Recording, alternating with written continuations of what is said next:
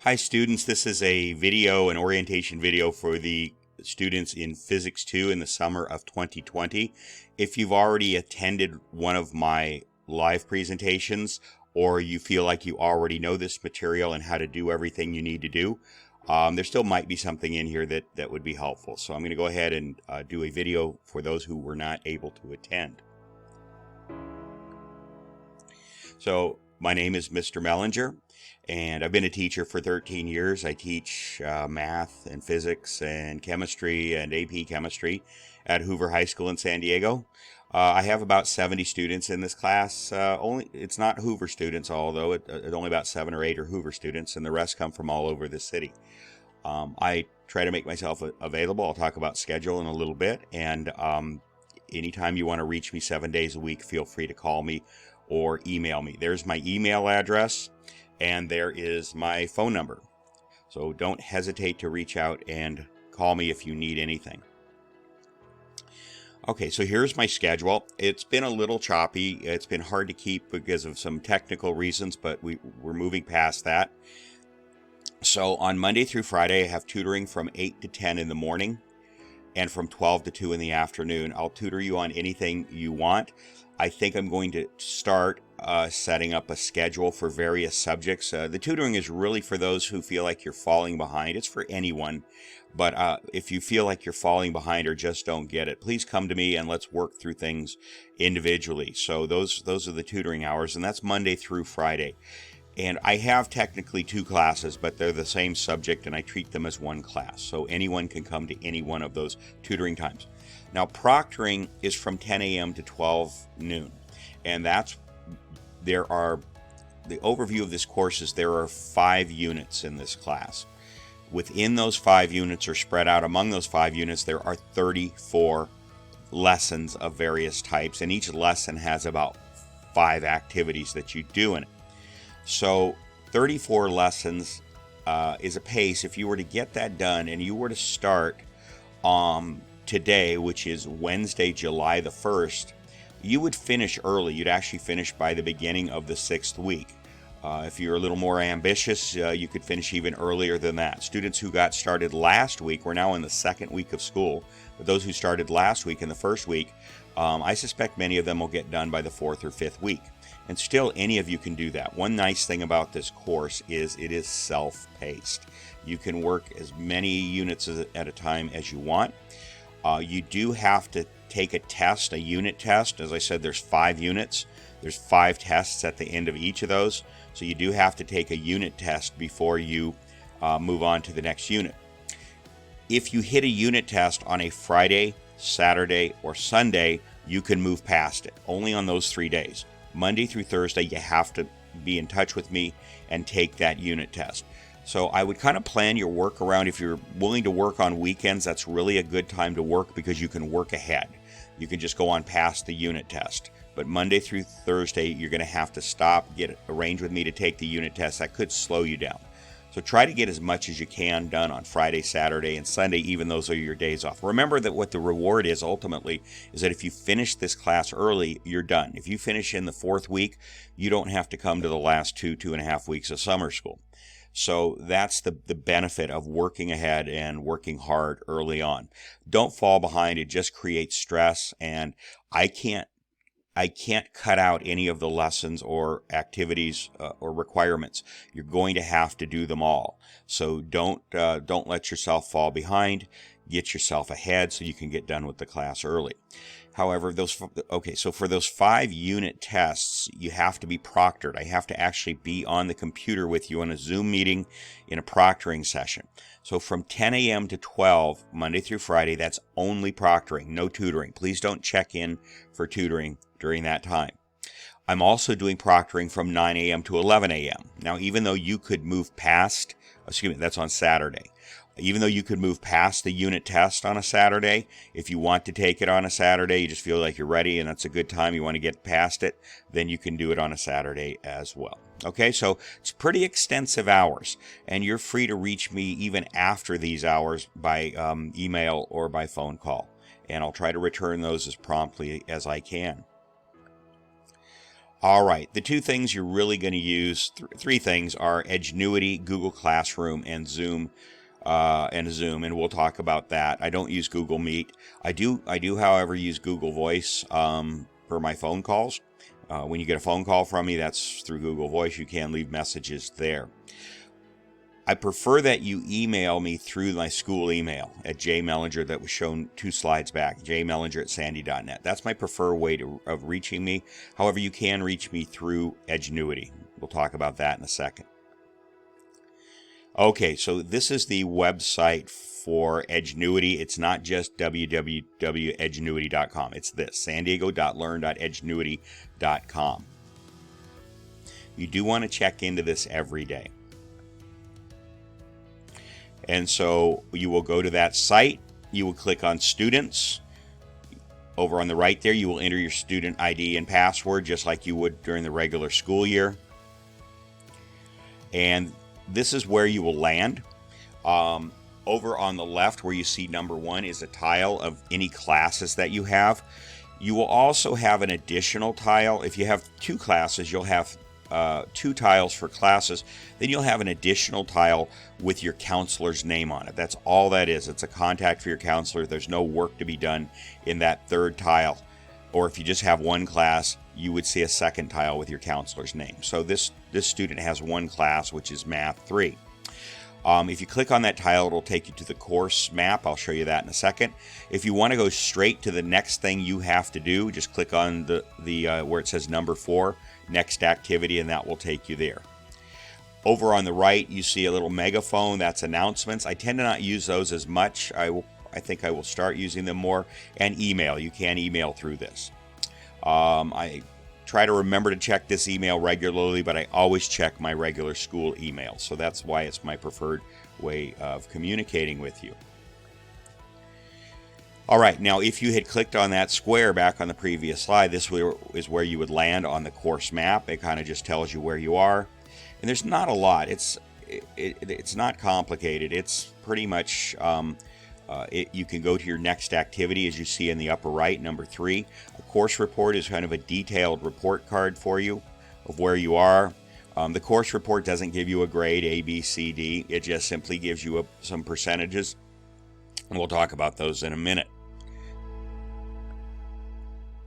There is a example of the course report, and so it has each activity within a lesson.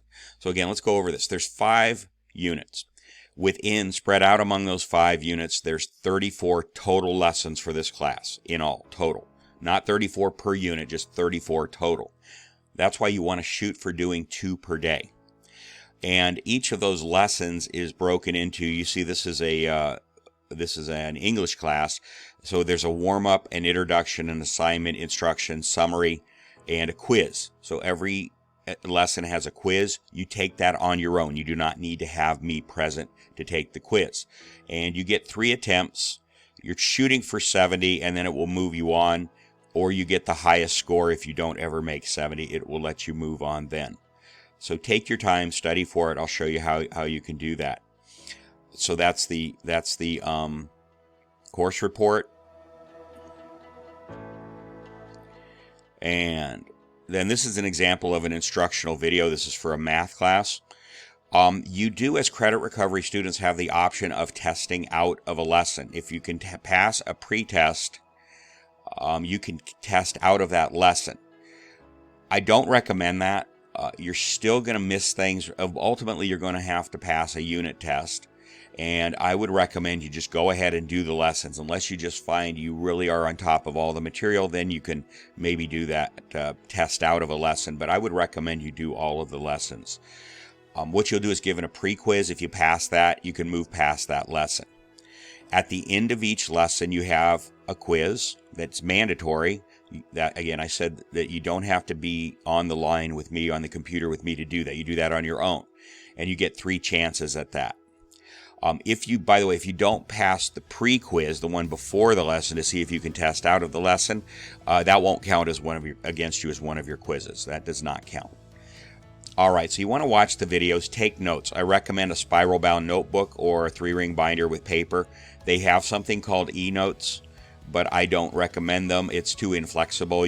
For a science class, you need to draw diagrams many times, draw charts, graphs, do math type equations and math type problems. Do it in a spiral bound notebook or a 3-ring binder. Keep yourself organized. You can use your notes on any test whatsoever, except the final exam. So you want to keep good organized notes where you can find things. You do want to review them before the test. Don't think that just because you know it's in the notebook, you don't have to review. You should review, kind of know where everything is before you take a test.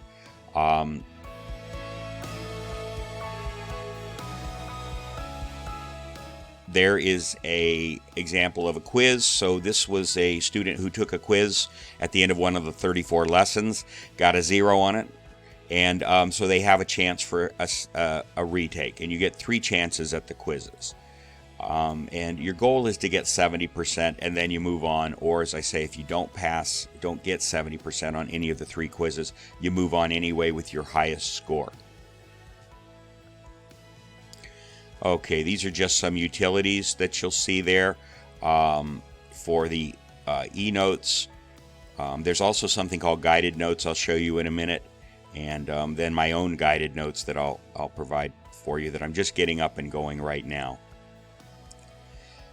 All right, and the first thing you're going to have to do if you haven't even got started with this class is view an orientation video for the San Diego, for this program, for summer school. It's not my video, it's the school district's video.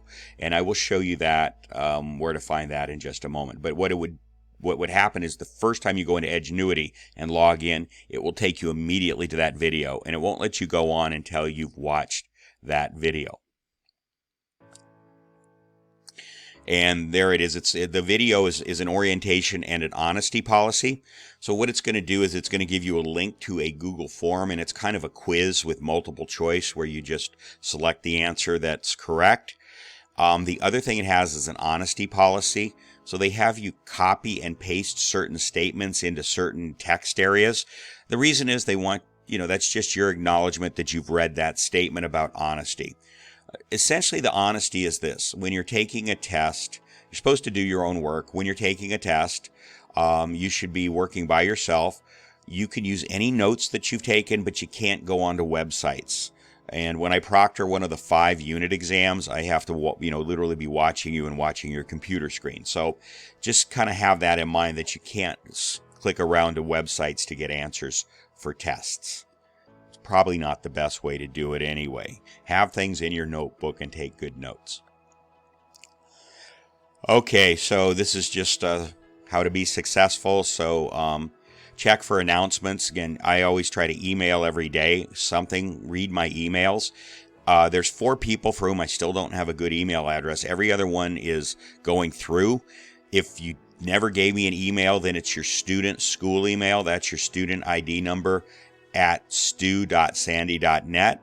For many of you who've gotten a private email, so you contact me with a good email address, please. There's only 4 of you that whose emails, where my emails to you are not going through. The other 66 students, they're going through fine. So check any email you have, and if you don't have an email, then check your student ID email. Okay, and here's kind of the same rules all over again. We'll talk about test taking when you're ready to do that. You should have a student ID ready. I do have pictures of every one of you. So if there's an issue, as long as you look somewhat like your picture, that's fine. Okay, so the first thing they're telling you to do is go ahead and log into sandiego.learn.edgenuity.com and go get started on the orientation assignment. All right, so I've logged into Edgenuity as one of you, and you might recognize your screen, the one of you that I chose. So here's a student who's taking 2 classes, math first period and in my class physics in the second period.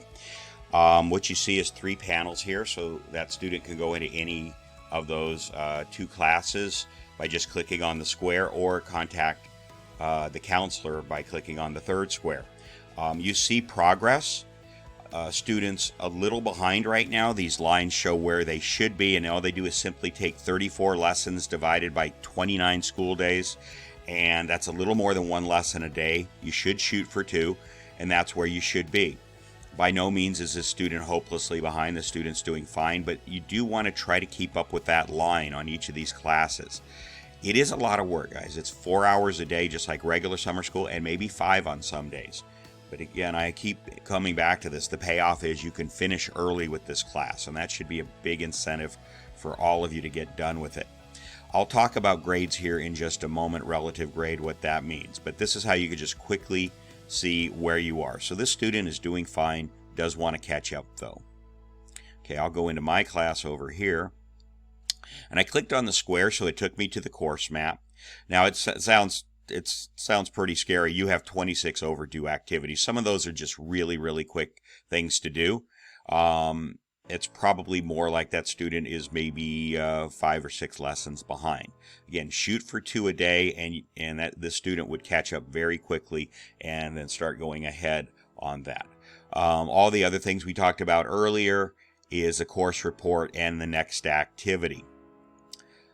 All right, so that is it. There's announcements and email in the upper right. Over here are some utilities that you can use.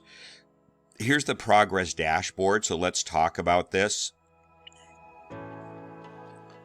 Let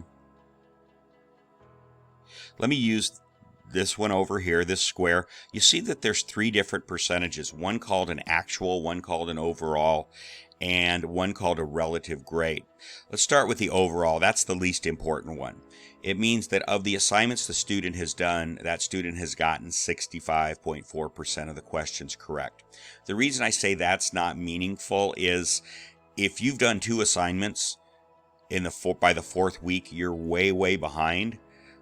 But if you got 100% on those 2 assignments, it'll show you at 100%. Well, that's not very meaningful because you're really far behind. So the overall grade is not really that meaningful. The actual grade tells you how you're doing in relation to where you should be. So it takes into account where that black line was, where this black line is right here that says target. So it takes into account how the student is doing in relation to that target right there. As you catch up with the target, you'll get that number will go higher and higher. The big number, by the way, the actual grade is the one that you're given at your progress report, and that's coming up just at the end of next week. It's coming up fairly soon. We give you the actual grade because you're trying to keep pace. That's the grade that tells you how you're keeping pace. Now, the relative grade is the biggie. That's really your final grade. Here's the thing about the relative grade. It's really more like a point system. You can only gain points, you can't lose points. Typically, if you have percentages, if you get 100% on one assignment, you'll have 100% in the class. If you then get 0% on the next assignment, you'll drop down to 50% in the class. So percentages generally can go up and down, but the relative grade percentage cannot. It can only go up. And when you get that number to 70%, you're done. You have a C in the class, and if you're happy with a C, you can quit the class right then without doing any further assignments, without taking any further tests. You're good to go. If you're shooting for a B, if you can get that relative grade, that big number up to 80%, you're done. You got your B, and you can walk away. You don't have to take the final. You don't have to do any other assignments. Okay, so that's when the one you're ultimately keeping your eye on is the relative grade. Okay, right here are e-notes. I recommend you take handwritten notes. E-notes might be okay for classes like English or history that are entirely verbal or word classes, but when you have to do math equations, when you have to draw graphs, draw diagrams for notes in order to have a good set of notes, I don't recommend e-notes for this at all. And up here, it takes you back to the course map. Okay, there's another kind of notes called guided notes, and I'll show you those in just a moment. All right, we're now in my version of Edgenuity, the teacher version, and this is called the course structure, and it tells you can see how the courses are laid out. So up at the top here, you see the orientation. That's the orientation assignment you have to do. It's the first thing you're going to do and submit that. Then the first actual lesson, well, let me start. The first unit is called Energy Conversion and Renewable Energy Part 3. The first 2 parts were in the semester 1. And then there's 10 lessons within this particular unit. Different units have different numbers of lessons. This one is the longest. The first lesson is called electrostatics, and it's structured the way I mentioned earlier. It has a warm-up, instruction, summary, assignment, and you don't get the quiz answers. I get the quiz answers, but you have the quiz that you take. And again, you will get a pre-quiz for this. If you can test out of it, you can move on. I don't recommend that. Then you also have access to something that looks like this. It's called guided notes. And it's kind of like a middle school worksheet where you fill in blanks. But what you want to be sure is, at the very least, whether you actually fill this out or not, be sure you know all the terms that they're asking for. I'm inclined to give you these answers. I want to be sure you have them all, because I have my own guided notes. I'll show you those in a minute. I'm just starting those. I decided to do that. And how to teach this class has been something that I've really struggled with. How to deal with 70 students in a pretty challenging physics class is something I've struggled with. I'm going to put together my own notes. I'll get those up as quickly as possible. The first one on electrostatics, this lesson, will be up by Wednesday afternoon. It's now Wednesday, July the 1st. And but this is good to go by as well. You'll notice in the upper right corner there's something called K. That's Kami, K-A-M-I. That allows you to write text on a PDF like this. You might have to download it. I've heard from some student you do, maybe you don't. But it will save it. As long as you save it to your drive, you can download and you can type in words here.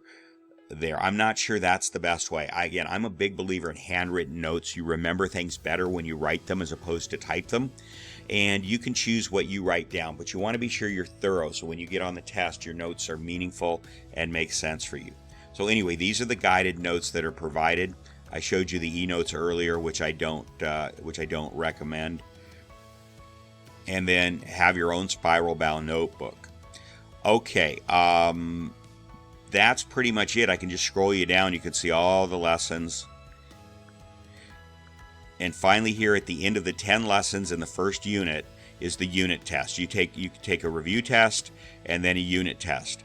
I would like to see the answers or how you do on the review test before I okay you. I have to give you permission to take the unit test, and you have to do that during those proctoring times from 10 in the morning till 12. Again, no tutoring during that time. Please don't check in for tutoring during 10 to 12 any day during the week. Okay, anyway, we move on to a second unit, and then a third, then a fourth, then a fifth. All right, so that's the main thing I wanted to show you here with the guided notes. Okay, this is the Google Classroom. I have one for each class, period 1, 2, and period 3, 4, although the content is identical in both. And most of you, I think, are familiar with Google Classroom, but it's real simple if you're not. You land on the stream page, but immediately you want to just click over to coursework. The stream page shows you announcements and things. And here's the way each of the two classes is organized. Up at the top, I have syllabus and instruction. So this is the official San Diego City Schools summer syllabus, not my syllabus. Here's the presentation I just showed you. And there's the presentation I just showed you. And there's the 8-minute video, orientation video. But again, you'll get that when you check into Edgenuity yourself. Important links, I'll add things to this, but right now what I have is this document. That one is a PDF, one's a Word, they're both the same. And it tells you PowerSchool, how to log into PowerSchool. It's not the same way that you would log into San Diego City Schools during the school year. By the way, your grades in the PowerSchool gradebook that you're used to looking for grades in, ignore those. I don't keep grades there except for the progress report and the final grade. I just literally plug in the number to give you the grade. All of your grades, you should look in Edgenuity and at the course report for your grades. Don't look in the grade book until I tell you, I announce that, okay, I've put them in for the progress report. I've put them in for the final grade. There's the Edgenuity website. There's the orientation video. Again, that's the school district's orientation video. And this link would take you to the quiz I was talking about. But you'll get that inside Edgenuity, so you really don't need to do that here. I just wanted to be sure it was available to everybody who some people that wanted to get started early on the class. Okay, next, I'm going to go down to any supplementary sheets I give you, such as a formula sheet, which I put together. Will be in there, and that's there. There's a scientific notation worksheet that I put together. Many of you don't know scientific notation, I found, so I put together a video and a worksheet on that. And then all videos is any video that I do, I will put in there. So, for example, as I said, a lot of you don't know scientific notation. There's a 17-minute video on scientific notation. Trigonometry, there's a 40-minute video on trigonometry. Those of you that have gotten started with the class, oops, I clicked down to the next one. Let me get back here, guys. Sorry. Those of you that have already gotten started, the second lesson called Coulomb's Law had this just unbelievably difficult problem in it. And it's an AP, Advanced Placement Level problem. And it's really an anomaly. Anomaly means a weird, strange thing that happens one time. You're not going to have to do problems like that. I don't know why they put this problem in, but they did. That wasn't my choice. And so I showed you the trigonometry you needed to do that. It might be helpful to view that and learn it. But it's not really, and you are going to probably need trigonometry later on in the class. So I would watch that trig video. Vectors, a lot of you don't know vectors, so there's a 20-minute video on vectors. There's electrostatics instruction. You see that's 53 minutes. That's doing just that long problem plus another couple of problems as well. So anyway, it's any videos that I put up that you may have watched a video for a particular lesson, and the video will be in that lesson. But you may say, I don't remember. I wanted to see that scientific notation video, and I don't remember what lesson it was in. Well, you can always come to all videos. Okay, and if you come down here, I've opened up the lesson for Coulomb's Law. And that shows, again, the trig video, the vectors, because those apply to that particular lesson. I list the videos and any contents that I have. Everything in Google Classroom is supplementary. You do not have to do any official assignments from Google Classroom. They're there to support you if I don't feel like the Edgenuity videos gave you the background that you needed to do a particular assignment. But everything there is optional, but optional doesn't mean you just shouldn't pay attention to it. It might be very helpful in getting through some of the lessons. Okay, and one more time, there you see the very first unit, and then the very first couple of lessons right there. Okay, so if you haven't joined Google Classroom, I send invitations to everyone. Although if you came in late, you might have slipped through and I didn't send you one. There's the join code for first and second period. So be sure you're in my first or second period to use that code. There is the join code. Write that down and join third and fourth if you have third and fourth. Again, if you're not sure which period you're in, email me and I will tell you, okay? So be sure you get into Google Classroom. You must be in Google Classroom to take your tests. So those are all done through Google Classroom. So it is required that you be registered in Google Classroom. One of my classes, I have 27 out of 35 students, and the other one I have 32 out of 35. So let's get everybody in there, okay? Thank you. Just take your own. All right, so that wraps up this introductory orientation for you if you weren't at one of the orientations last week. And if you have any questions anytime, feel free to contact me 7 days a week, and I will be happy to help you in any way I can. So good luck. I'm with you. I'm pulling for you. I'm not the one that does the grading. The system does. So I'll do everything I can to help you get through these lessons in the best and quickest way possible. Thank you. Have a good course, and we'll talk to you all hopefully frequently in the near future.